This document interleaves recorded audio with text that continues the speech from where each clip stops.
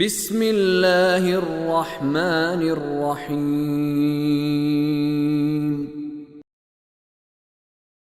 قالوا أجئتنا لنعبد الله وحده ونذر ما كان يعبد آباؤنا فأتنا بما تعدنا إن كنت من الصادقين قال قد وقع عليكم من ربكم رجس وغضب أتجادلونني في أسماء سميتموها أنتم وآباؤكم ما نزل الله بها من سلطان فانتظروا انی معکم من المنتظرین۔ آیت نمبر 70 میں ان نصیحتوں کا قوم کی طرف سے ریئیکشن، جواب۔ قالوا، کہنے لگے، اجئتنا لنعبد اللہ وحدہ، تو اس لیے آیا تاکہ ہم ایک اللہ کی عبادت کریں۔ یہ دھمکی میں کہہ رہے ہیں کہ ہمارا دین، ہمارے آباء و اجداد کا دین، اتنے ان معبودوں کو چھوڑ دیں اور تیرے کہنے پہ صرف ایک اللہ کو ہم عبادت کرنا شروع کر دیں۔ وَنَذَرَ مَا كَانَ يَعْبُدُ آبَاؤُنَا، اور جن کی ہمارے باپ دادا پرستش کرتے تھے انہیں چھوڑ دیں، اس لیے آئے ہو تم۔ یعنی یہ انداز کیا بات کرنے کا کہ تم بہت بڑی غلط بات کا ہم سے ڈیمانڈ کر رہے ہو جو ہم چھوڑ ہی نہیں سکتے۔ فَأْتِنَا، یہ بھی مختلف قوم انبیاء کو یہی کہتے تھے کہ ہم نے تو تیری بات نہیں ماننی، تو وہ جو تو دھمکی لگاتا ہے نا کہ نہیں مانو گے تو عذاب آئے گا، فَأْتِنَا بِمَا تَعِدُنَا، جو تو ہمیں دھمکی دیتا ہے، جو جس بات کا وعدہ کرتا ہے اس کو لے آ، ہم تیار ہیں۔ اِن كُنْتَ مِنَ الصَّادِقِينَ، اگر تو سچوں میں سے ہے۔ اور یہ جو کہتے تھے اپنی طرف سے کہہ رہے ہوتے تھے کہ تم جھوٹے ہو، لیکن یہ کہتے ہوئے اس بات سے غافل ہوتے تھے کہ اگر یہ عذاب آ گیا تو پھر اس کو دیکھ لینے کے بعد پھر یہ چانس نہیں ملے گا کہ اب اپنی اصلاح کر رہے ہیں، اب ہم ٹھیک ہوتے، اب ہم ٹھیک ہوتے۔ فَأْتِنَا بِمَا تَعِدُنَا إِن كُنْتَ مِنَ الصَّادِقِينَ، پس لے آ اس کو جس کا تو ہم سے وعدہ کرتا ہے اگر تو سچوں میں سے ہے۔ انبیاء کی جو داستانیں ہیں قرآن میں، اس پر میں آپ سے عرض کروں کہ خوب توجہ کریں کہ آپ دیکھیں گے کسی نبی کو قرآن نے نہیں بتایا کہ ویلکم کیا لوگوں۔ پچھلے انبیاء جن کا ذکر ہے قرآن میں، ان سے لے کر سردار انبیاء تک، اور یہ ساری جو قصے ہیں یہ رسول اللہ اور مومنوں کی اسی بات پر تسلی کے لیے ہے کہ پہلے بھی دیکھ لو یہی ہوتا رہا۔ یہ پیغام ہے ہی ایسا کہ یہ بے ایمانوں کو پسند نہیں آتا، اور جنہوں نے اپنے جسے کہتے ہیں من گھڑت چیزیں بنا لی ہوتی ہیں اور بڑے نارملی اپنے کام کر رہے ہوتے ہیں، جب اللہ کا نمائندہ آتا ہے اور وہ اللہ کی طرف سے نظام توحید ان کو پیش کرتا ہے تو ان کو پھر آگ لگ جاتی اور یہ اس کے دشمن بن جاتے ہیں۔ صلوات پڑھیں محمد وآل محمد۔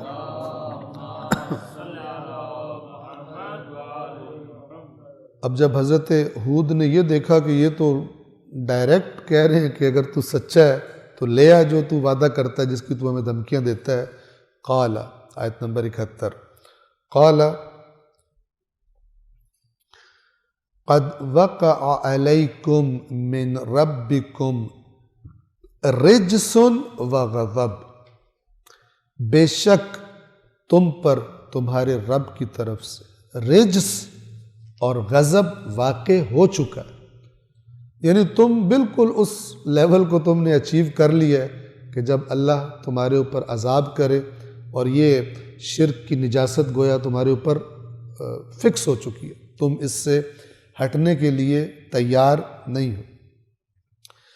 اتجادلوننی فی اسماء، توجہ فرمائیں، کیا تم مجھ سے ان ناموں کے بارے میں جھگڑا کرتے ہو سمیتموہا انتم وآباؤکم، جو تم نے اور تمہارے آباء و اجداد نے رکھ لیے، یہ اس بت کا نام بعل ہے، اس کا نام ود ہے، اس کا نام فلان ہے، نام رکھے ہوئے ہیں۔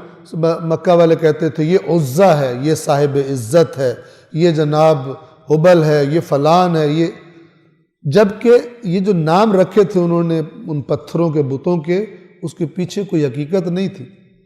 ایک نام رکھا اور اس کے پیچھے داستان خود ہی گھڑ کے پبلک کو ڈرا دیا، اس کے پیچھے لگا دیا. لات یوں کرتا ہے، ہبل میں یہ طاقت ہے، عزا جو ہے وہ یوں کر دیتا ہے، اور یہ مختلف چیزیں، مختلف ایک نام رکھا اور اس کے بعد اس کے پیچھے داستان لگا دی اور پبلک میں عام کر دیا، اور پبلک بیڑوں کی طرح اس کے پیچھے چل پڑی. تو یہ قرآن نے ریپیٹڈلی یہ بات کی ہے. جیسے یہاں پہ حضرت ہود فرما رہے ہیں، کیا تم مجھ سے ایسے ناموں کے بارے میں جھگڑتے ہو، یعنی تمہارے جو بت ہیں، بتوں کے نام ہیں، اور تو کچھ بھی نہیں ہے یہ، جو تم نے اور تمہارے باپ دادا نے رکھ لیے، ما نزل اللہ بہا من سلطان، اللہ نے ان کے بارے میں کوئی دلیل نازل نہیں کی کہ یہ کرتے ہیں، یہ کرتے ہیں، ان میں اتنی پاور ہے. کیونکہ حق تو خدا کی طرف سے آتا ہے، یہ ساری طاقتیں اللہ کے پاس ہیں. مجھے بتاؤ، جو تم نے اپنے معبود جنہیں بنا لیا، خدا کے شریک بنا لیے، ان کو جن کو تم نے پاور خود ہی نام گھڑ لی اور پاور جن کو ڈیزگنیٹ کر دی ہیں، اللہ نے ان کے بارے میں کوئی دلیل نازل نہیں کی. یہ قرآن کیا کہہ رہے کہ جب ایسے کام ہوں، جو بھی دین سے منسوب بات ہو، تو انسان دلیل ڈھونڈے اس کی، خدا کی طرف سے کیا دلیل اس پر آئی، نہ کہ سنی سنائیوں پر چلتا رہے. فَانْتَظِرُوا، پس انتظار کرو، یعنی جو تم نے مجھے دھمکی دی ہے کہ لے آؤ، انتظار کرو. انی معکم من المنتظرین، میں بھی تمہارے ساتھ انتظار کرنے والوں میں ہوں. یہ کیوں انبیاء کہا کرتے تھے؟ اس لیے کہ عذاب کرنا اللہ کے اختیار میں. رسول اللہ سے جب یہی مطالبہ کرتے تھے تو رسول پاک کہتے تھے، اگر میرے اختیار میں ہوتا جس چیز کی تم جلدی کر رہے ہو، تو میرے اور تمہارے درمیان فیصلہ ہو چکا ہوتا. وہ میرے اختیار میں نہیں ہے، وہ اللہ جب چاہے گا وہ کام کرے گا. فانتظروا، پس انتظار کرو، انی معکم من المنتظرین، یقیناً میں بھی تمہارے ساتھ انتظار کرنے والوں میں سے ہوں. صدق اللہ العلی العظیم.